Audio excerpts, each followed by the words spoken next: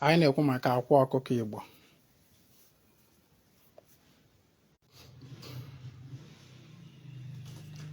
Na ọ na-obi chere m anyị na-ekwu maka akwa ọkụkọ Igbo. Ọ nọ m ife bụ akwa ọkụkọ Igbo. Akwa ọkụkọ, chicken egg. Ya bụ akwa. Ya bụ akwa ọkụkọ. Ọkụkọ Igbo nya yiri akwa. Ọkụkọ Igbo wụ ọkụkọ of the local breed species. Ihe eji akwa ọkụkọ eme buru ibu.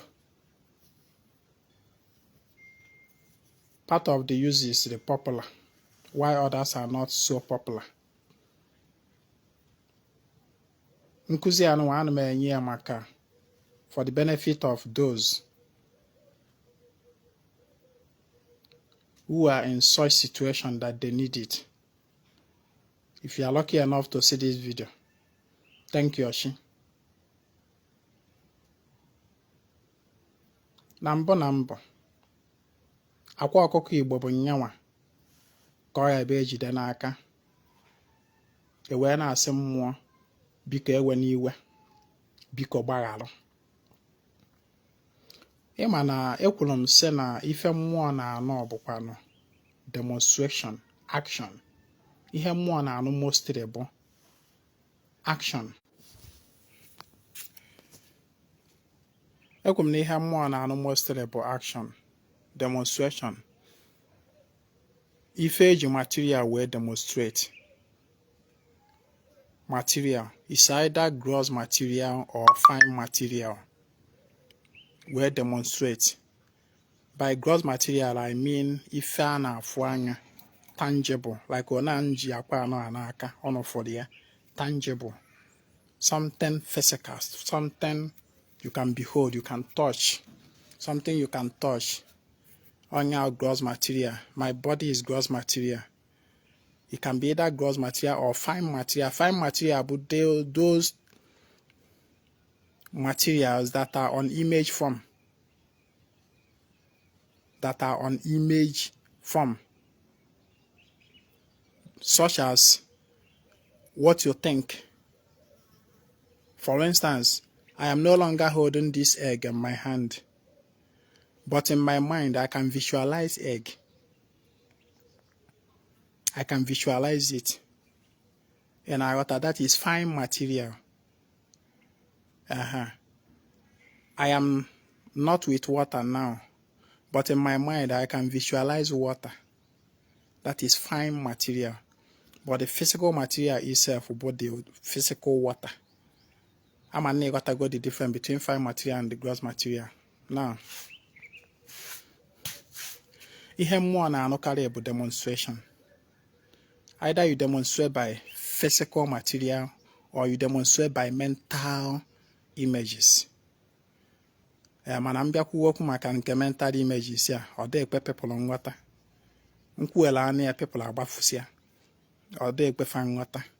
So ka nka na-ekwu nke dị lower to many people's understanding, which is the physical material. Now, egg, akwa ọkụkọ Igbo bụ ife a na-eji n'aka. Once mmụọ fụrụ gị ka iji akwa, it is a demonstration to the mmụọ na ihe ị na-ekwu bụ let everything be calm. Mmụọ ahụ ya ewe n'iwe. Let situation be calm. That is akwa. That is number one. At least most people magodo na akwa bụ ife eji eze mmụọ iwe. Mana ọkwazi ihe ndị ọzọ eji akwa eme. Only few ka mma agbakwa ọnụ. For instance, apart from iji akwa wee eze mmụọ iwe, ejikwazi akwa wele ezetu ibu ọjọọ dị mmadụ n'ahụ. Ibu ọjọọ, ajọ ibu. Heavy load. Heavy load mmadụ ya ebu otu anụnwa. Odo ya that na ịmago that o nwere ihe mkpagbu. Mmụọ na-ebo mmadụ ajọ ibu. Mmadụ nwekwa ike iji aka ebo onwe ya ajọ ibu. A na-eji akwa welu lift ibu ọjọọ from ndụ mmadụ. Ma ọ bụ ihe dịka na o nwere stumbling block, enwere mountain nọ n'ụzọ gị. Ya bụ na ife na-abịa, ife ọma na-abịa, the mountain egbochie ya, ọma ndute gị arụ. Egg can be used to lift the mountain off the spiritual part. O nwere ihe Igbo kwuru gbasara akwa. A sị na akwa ọkụkọ adịghị ebu ibu, ụda adịghị eke akwa. Ọ dị ebu ibu in the sense that when you present akwa to your chi, you are asking your chi that you want any load in your life to be taken away, that you are synonymous with this akwa. Na ịma mbusochi ibu. You understand? Eji akwa wele ebupụ ajọ ibu. Onya mere o ji adị mma from time to time. When you feel heavy in your aura, when you feel heavy in your spirit, in your emotion, in your mind, even in your physical body, maybe by way of sickness or whatever, use egg to cleanse yourself. It is the mantra okwu ikwu kwasara na the akwa ga-determine the channel, that is your intention, declared by your spoken words. Iwere ewe kwuo okwu jụchasịa arụ gị nye n'isi gị. Dan ije kụwa ya. Another thing eji akwa eme bụ eji akwa welu atụ mgbugbo. Ya igbochi ife, or to separate. You know one thing with akwa, once egg is broken, onwehozi anything you can do to fix it. You understand? Onya melody will be very, very much good for any separation ritual. You want to separate yourself from an unwanted energy, you make use of egg. Or you want to shatter a relationship. You want to shatter a relationship between you and whatever unwanted energy. You can use egg to shatter that relationship. For instance, na mmadụ gwara ọgwụ n'isi gị. Ihe onye ahụ mere ọ bụ tie your soul to that ọgwụ. Onye mere dị ọgwụ ji arụ ọrụ n'isi gị. That is relationship. Relationship between you and that ọgwụ. You can use egg to break it, to shatter it.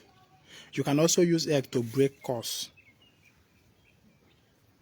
Just understand that na eji akwa wele atụ mgbugbo. Ịtụ mgbugbo bụ to sever, to separate, to put a barricade. Egg. Even when you do this Igbo enwa that I have been teaching you, Igbo enwa, with any anụ, whether me iji ọkụkọ wee me, iji ewu wee me, iji ebunu wee me, iji efi wee me.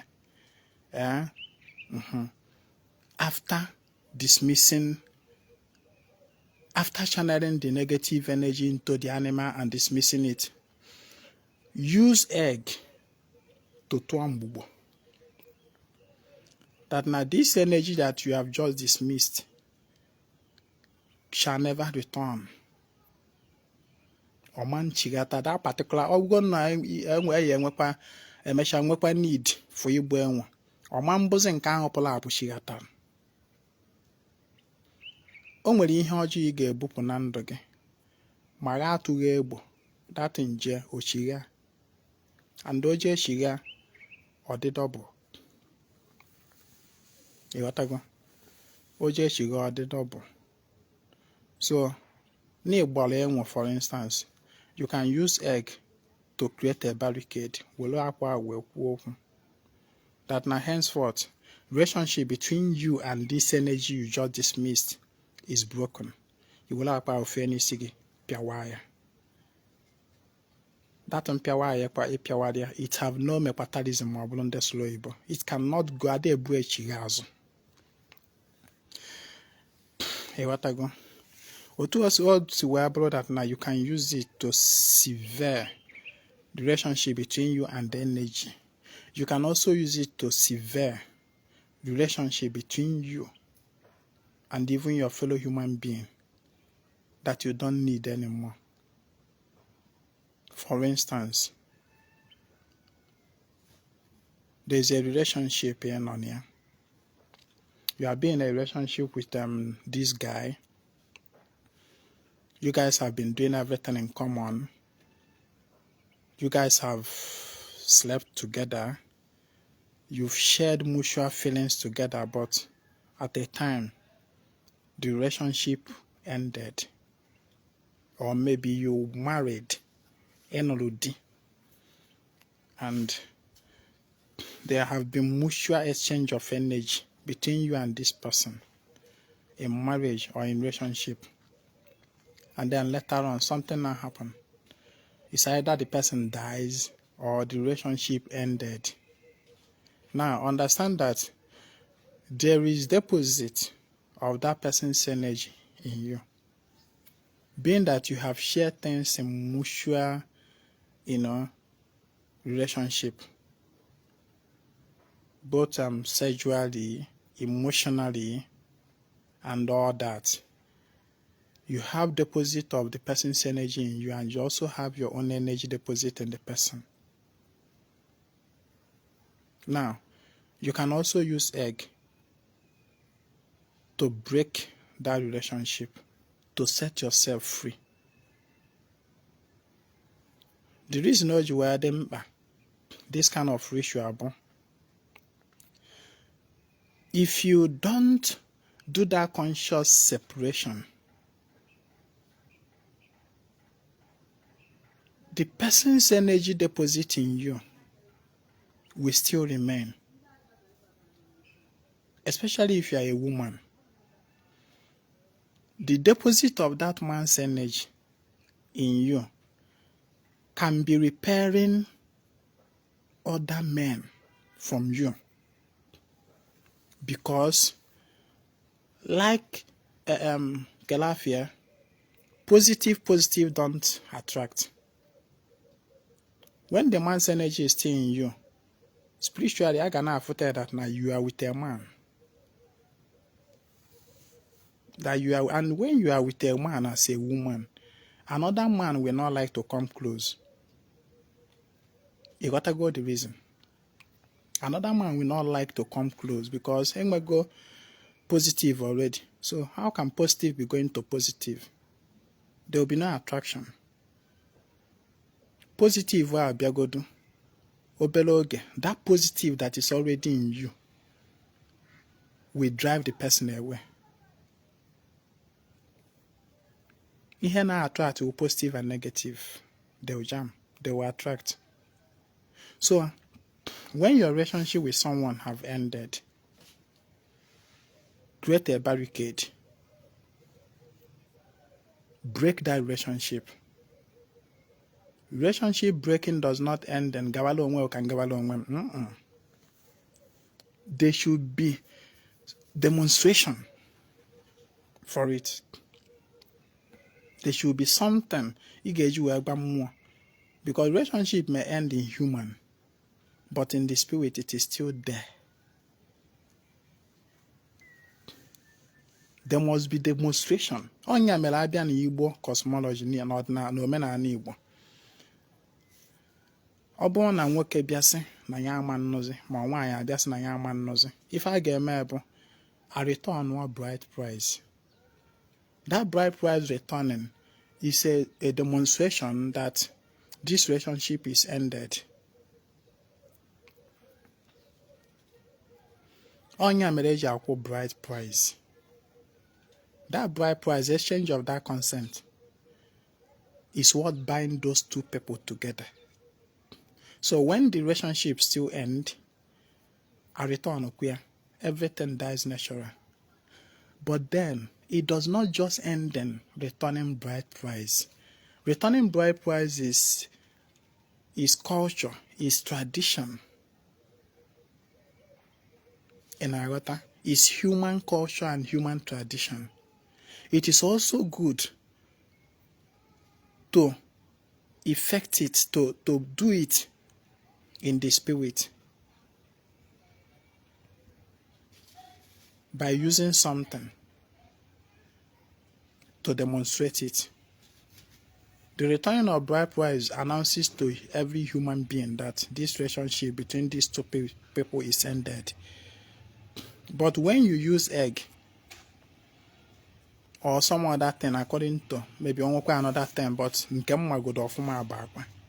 when you use egg to speak with that intention of breaking that relationship and you do it, then that person's energy deposit in you will be taken away. You free yourself. In well on way from any entanglement with that person. Ụfọdụ ndị ka di ha nwụrụ anwụ ma nwaanyị ha nwụrụ anwụ. And then maybe you can na-agbawa di gị nwụọ.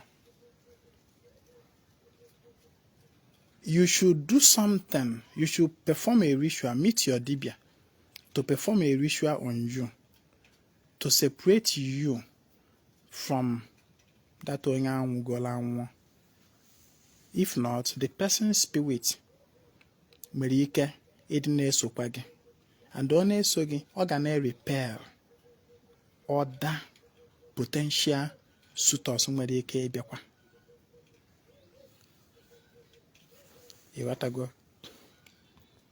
So these are the uses of egg.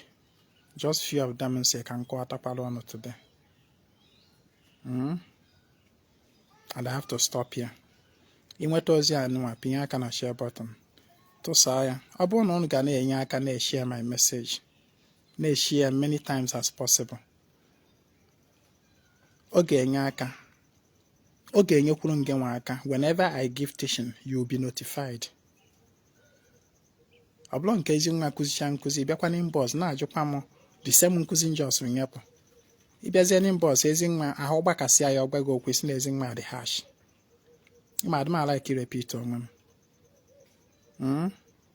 If you form the habit of sharing my post, okay, anytime I come online, anytime I post anything, Facebook will notify you because you're already aligning yourself with that my teaching. Share my message to also help people to receive it. I know I'm begging for any other benefit. My page is not even monetized. My teachings are to educate people. Cheta na every nkwa anyị na-emesara ka na obi ya maka ndị nwere mmasị isonye. Nwanne echi bụ Thursday bụrụ nkwọ. After that Thursday, 4 days after again, anyị na-emesara ka every nkwa every 4 days. Nwanne onye a bụ nkwa anyị mere ya. Nwanne echi na ha abịa ụkwa nkwa anyị ga-emekwa. If you want to be a part of our Nkwosalaka, you chat me on WhatsApp.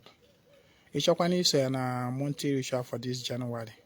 Chat me, make a malo. Icho ịgba afa, mee ka mmalụ. Tata bụ oge nje wepụta obere ohere maka ịgba afa. Mana mgbe ọ na-eme agba nzuo ike. Ihe kwụ na ala anyị chọrọ ịgba afa akarịrị. Onwekwana ọrụ mmụọ ịchọ ka alụ gị mee ka mmalụ. Ịchọkwanụ contract ezumezu ịbata n'obi ezumezu Ezinwa Anaedo for whatever be your need. Ime ka mmalụ. My name is Ezinwa Anaedo. I come for the total restoration of ordinary and omenala Igbo. Share the message, please.